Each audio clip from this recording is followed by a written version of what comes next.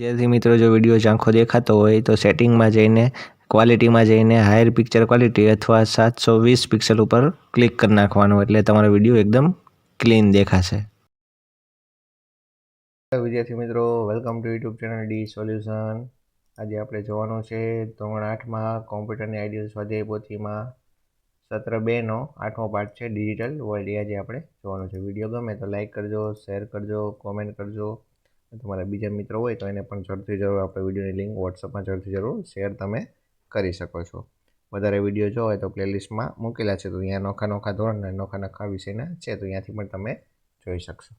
ચાલો આપણે પાઠની શરૂઆત કરીએ। ચાલો પાઠ નંબર છે 8 ડિજિટલ વર્લ્ડ। ચાલો અહીંયા તમને સૌથી પહેલાં બધું પાઠની બેઝિક માહિતી આપેલી છે। આપણે સીધું ડાયરેક્ટ સ્વાધ્યાયમાં જશું। ચાલો પહેલાં આવે છે ખાલી જગ્યા પૂરો। પહેલું છે ડિજિટલ માધ્યમનો ઉપયોગ કરી સંદેશા વ્યવહાર કરવા માટે ઈમેલનો ઉપયોગ થાય છે। પછી બીજું છે બેંક દ્વારા રૂપિયા કે નાણાંનો વ્યવહાર કરવા માટે નેટ બેન્કિંગ સુવિધા પ્રચલિત બની છે।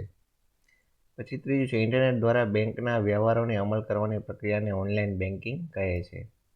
પછી ચોથું છે www.irctc.co.in વેબસાઇટ દ્વારા ઈ ટિકિટ બુકિંગની ઓનલાઈન ટિકિટ બુક કરાવી શકાય છે।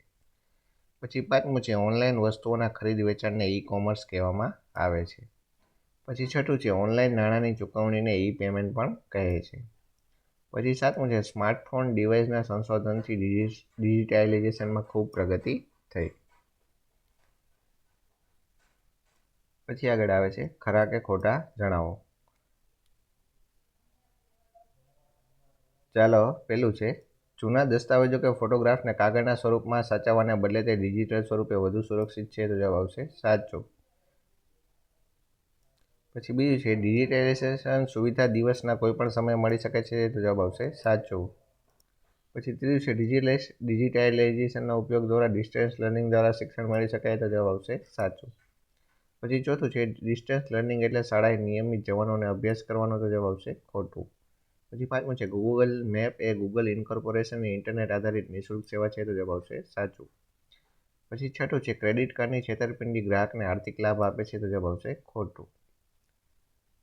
ચાલો પછી આગળ આવે છે નીચેના વિકલ્પમાંથી યોગ્ય વિકલ્પ પસંદ કરો।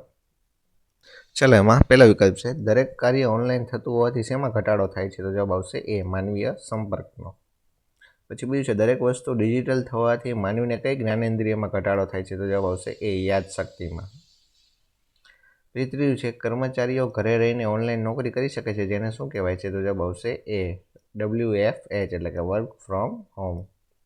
પછી ચોથું છે શેરબજારનું કયું કાર્ય ઓનલાઈન થઈ શકે છે, તો જવાબ આવશે એ IPO ભરવાનો। પછી પાંચમું છે ડિજિટાઇઝેશનના ફાયદા કયા હોઈ શકે છે, તો જવાબ આવશે ડી આપેલા તમામ એટલે કે જાળવણી, ઓછો ખર્ચ અને ઝડપ।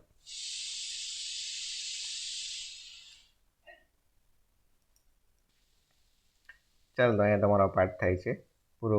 વિડીયો કેવો લાગ્યો તે કોમેન્ટ કરજો અને તમારા બીજા મિત્રોને જરૂરથી જરૂર આપણા વિડીયોની લિંક તમે શેર WhatsAppમાં કરી શકો છો, જેથી કરીને દૂરના ગામડાના છેવાડાના વિદ્યાર્થીઓ સુધી આપણો વિડીયો પહોંચી શકે ને એ પણ ભણી શકે।